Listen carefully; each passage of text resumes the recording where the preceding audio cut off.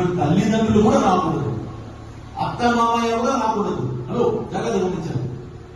Anybody ఎవరు కూడా మీ జీవితంలో రాకూడదు. మీరిద్దరు మెచ్యూరిటీ అయినారు, మీరిద్దరికి పరిపక్వం వచ్చింది. ఎనీ డిసిషన్ మీరు దేవుని సన్నిధానంలో మీరు తీసుకోవాలి. ఇన్ కేస్ టఫ్ గా ఉన్నా, ఇన్ కేస్ సమస్య భయంకరంగా ఉన్నా పాస్టర్ దగ్గర రావాలి, సహవాసంలో ఉన్న పాస్టర్ దగ్గర రావాలి. కానీ థర్డ్ పర్సన్ దగ్గర నైబర్స్, పక్కింటి వారు, ఆ ఇంటి వారు, బంధువులు, రక్త సంబంధులు, నాకు తెలిసిన ఫ్రెండ్స్ నో, వెళ్ళకూడదు. ఓకే, మీ ఇద్దరి జీవితంలో దేవుడే ఉండాలి. మీరు అలా ఉన్నట్లయితే మీ జీవితం సూపర్ గా బ్లెస్సింగ్ గా ఉంటుంది, దీవెనకరంగా ఉంటుంది. మీ జీవితం అనేక మందికి ఆదర్శంగా ఉంటుంది, రోల్ మోడల్ గా ఉంటుంది. దానిని బట్టి అనేక మంది యంగ్స్టర్స్ ఆ అన్నలాగా, ఆ అక్కలాగా మేము కూడా పెళ్లి మేము చేసుకుని హ్యాపీగా ఉంటామని వస్తారు. అర్థమైంది కదా? సో కాబట్టి ఇది తమాష కాదు, ఇది సీరియస్. ఇది అంత ఈజీ అనే విషయం కాదు. చూడండి, ఆదాము అవ్వ వారి జీవితంలో సాతానుడు ఎంటర్ అయ్యాడు. ఓకే, ఎవరు వచ్చాడు?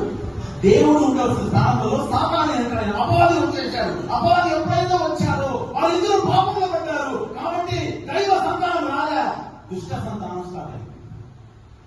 అందువలన మనకేమో ఇప్పటి వరకు శాపం, ఇప్పటి వరకు పాపం. క్రీస్తు వచ్చాడు కనుక క్రీస్తు యొక్క రక్తంలో మన పాపములను కడుగుకొని మనము నీతిమంతులుగా పరిశుద్ధంగా తీర్చబడి ఉన్నాం. యేసును విశ్వసించకపోతే స్టిల్ మన పాపంలో శాపంలోనే ఉంటాం. ఇది మార్పు లేదు. సో అందుకని మీరు అపవాదికి ఛాన్సెస్ ఇవ్వకూడదు. అబ్రహాం, శారా వారిద్దరు కూడా మంచి భార్యాభర్తలుగా ఉన్నారు. కానీ వారి జీవితంలో థర్డ్ పర్సన్ అగరు అనేటువంటి ఒక పని మనుషురాలు ఎంటర్ అయింది. ఆమె ఎంటర్ అవడం ద్వారా ఒక దుష్ట సంతానం కలిగింది, ఇస్మాయిల్. ఫ్యామిలీ కొలాప్స్ చేసింది. ఈ రోజు వరకు ఇస్మాయిల్ సంతతి క్రిస్టియానిటీకి మాత్రం కాదు, యూదులకు కూడా పెద్ద సమస్యగా మారిపోయింది. చాలా కష్టం. సో అందుకని మీ జీవితంలో ఎవ్వరు రాకూడదు. హల్లెలూయా. ఎవరు రాకూడదు. మిగతా వాళ్ళందరూ కూడా మీ తల్లిదండ్రులు కానీ, మీ బంధువులు కానీ, స్నేహితులు కానీ, వీళ్ళందరూ 10 అడుగులు దూరంగా ఉండి మీ జీవితంలో చూస్తూ మనం ఆనందించాలి. కానీ మీకు సలహా ఇవ్వడానికి, మీకు తప్పుడు ఆలోచన ఇవ్వడానికి ఎవరు రాకూడదని దేవుని సాక్షిగా నేను ఆడబెట్టుకున్నాను. జోక్యం ఎవరు చేసుకోకూడదు. మీ లైఫ్ కలకాలం ఆశీర్వాదకరంగా ఉండాలి. ఓకే, హల్లెలూయా. దేవుడికి స్తోత్రం కలుగుతారు. సో కాబట్టి మీరు ఈ 2 ఆజ్ఞలను మీరు ఏం చేసుకోవాలి? పాటించాలి. పడుస్తారా? ప్రార్థన చేస్తారు. కనుక మమ్మల్ని ఎంతో మిక్కిలిగా ప్రేమించిన మా పరలోక తండ్రి, ఈ బంగారు పాదములకు వందనాలు, స్తోత్రం చేస్తున్నాం.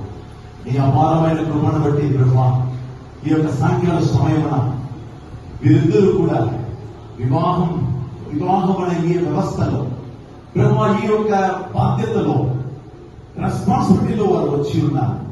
తీర్మానించిన వీరిద్దరూ కూడా దేవుని సన్నిధానంలో, దేవుని ఎదుట వారు ప్రభువా తమ ప్రమాణములను చెప్పుకొనుటకు దేవా వారికి మీరు సహాయం చేయవలసిందిగా ప్రార్థిస్తూ ఉన్నాను.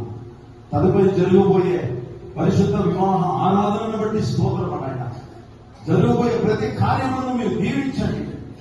అభిషేకించబడిన దైవజనులను మీరు మీ ప్రభువా స్తోత్రం ముందు నడిపించాలని కోరుకుంటున్నాం. తదుపరి జరగబోయే ప్రతి కార్యములను కూడా మీ నడుపుదలను కోరుచుకుంటున్నాం.